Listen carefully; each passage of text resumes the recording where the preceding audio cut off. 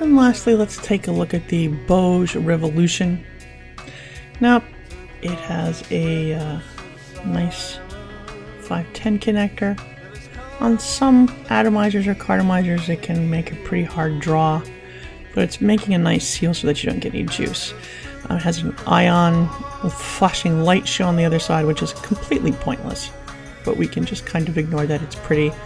When you fire the unit, it shows you how much battery power you have left.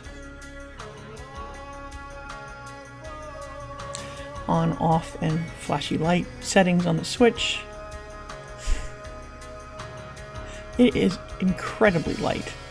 Nice rubbery grip, a little lanyard to hold it. 10 milliliter juice bottle. On one side it has an opening where you can keep a spare atomizer or cartomizer. Wiggles a little, but not too bad. You can hear it when you shake the unit. USB connector to charge it or use it as a pass-through. This is the version 2.1 that's supposed to have the 1400 mAh battery in it. You open the door on the other side and you have to push because it seals quite nicely. Push and grip that bottle out and you will actually hear a little as the suction breaks to whatever it's connecting into up in the body. It is needle fed. Holds quite a bit of juice. It is a proprietary bottle. You get 2 with the unit, but it has a very nice top.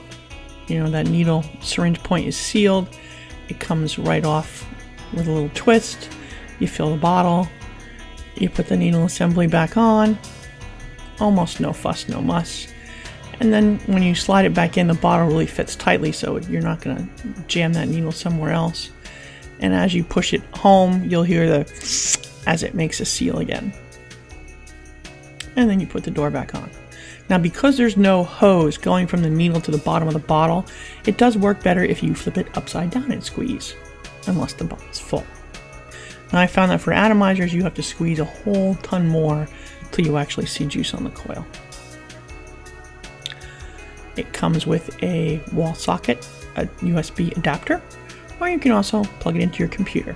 Will run while you are charging it. Red light means it's not charged. It'll go to green when it's charged. It will still fire while it's charged. So that's a close-up look on the BOGE Revolution. Now, I know people have been paying this left and right, and you know, it would pretty much be on the bottom of my choices, but I've been vaping for a while and I have a lot of mods. If you don't have a bottom feeder yet, or price is an issue for you, for like the 40 bucks that you can pick these up for these days, they work. Are they fantastic? No. Are they solid? No. But I could take this camping with me and not worry if it got stomped or I dropped it, or I wouldn't be losing much. So I could safely leave my pretty metal and colored and wooden units at home and not have to worry about it. Now, if you're going to buy it, I would make sure that you are getting the new version 2.0 that has the 1400 mAh battery in it. I made sure that that's what I ordered. This has been going for several days and it's still on a full charge. I did make it work with an atomizer. It seems to be a little messier with an atomizer. Really designed for a cartomizer. There's a couple of slots on the top of the socket there, but the needle is really designed to shove it into a cartomizer and then not have the juice come back out again. So if you're using an atomizer and you don't burn up the liquid right away, it can drip down and get a little messier. I used a 1.5 ohm cartomizer on it, I'm sorry, standard BOGE, and that was a little too warm for me. When I metered it out, it was putting out 4 volts on the box, a little less under load, but about 4. So that was a little warm for a 1.5 for me. An atomizer, I was using a 2.0 Cisco low resistance. That was fine. And this is actually a Smoke-Tech dual coil, and it's been working great. It's a little bigger, so your little door on the bottom that holds your spare cartomizer is not going to hold a dual coil. But for what it is, it works great.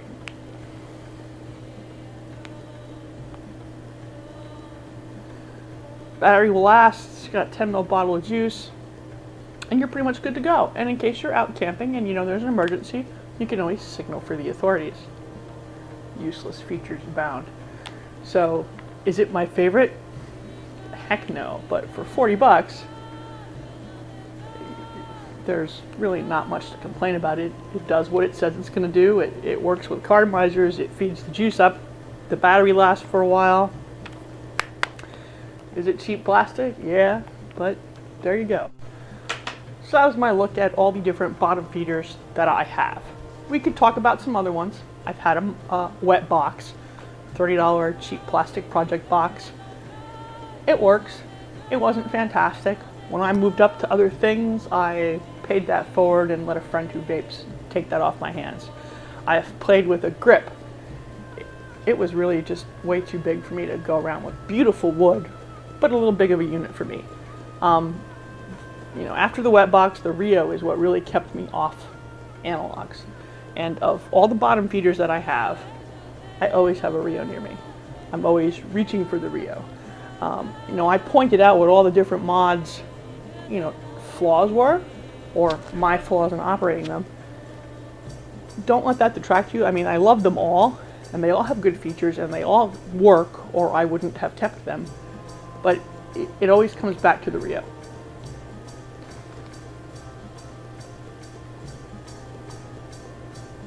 Great performance.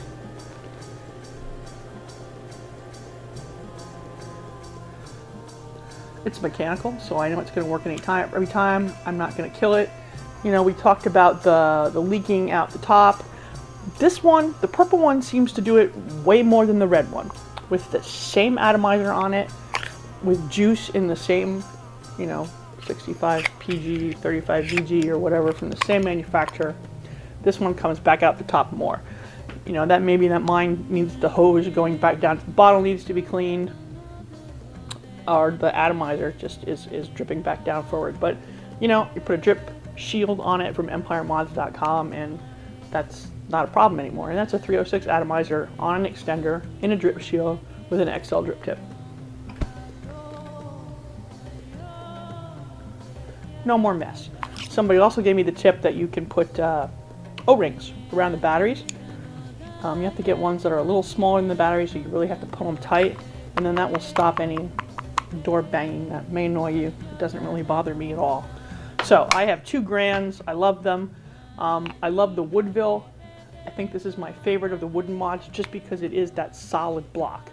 And it's just a great construction. The door doesn't really need a magnet. It's you know, done so nicely that it just slides in and out, on and off switch. It's just a solid thing. It works every time. I don't have to worry about it. He's also coming out shortly, I think next week, with mini Woodvilles, which will be, you know, the Rio Mini, which is very nice to hold in your shirt pocket, in a wooden model, which I can't wait for. So we'll be picking up one of those. If you want to do variable voltage, my preference is the MonkeyBoxx. It's a really solid unit. I don't think you'd be unhappy with the variable voltage or the regular voltage one. I mean, you get to choose all the wood, you get to engrave it, and he'll paint it. But I really can't miss the convenience of having that readout of the voltage that I've set right on the outside where I can find it. There's some other, I've seen other wooden box mods that have the readout on the inside, but that's just so easy. I'm turning the screw, I'm pushing the button, I can see exactly what voltage it is I'm firing at. Perfect. Onto the other wooden ones. The Elite has its place. It's hard to get. If you want a fancier, pretty looking mod and this is the style that suits you, they work. I've had some problems with the body construction, but I've been told that most of that's been resolved by having one solid block of wood on the top and the bottom. The Phideases, they're beautiful little boxes. If you're like me and you collect wood things, you know, they're on the radar. The smaller bottle and having to flip it upside down to feed it, that's your advantage. Well, that's all of my bottom feeders and what I think about them, what I think their flaws are. Hopefully that will bring you to an understanding of which of the bottom feeders might work best for you.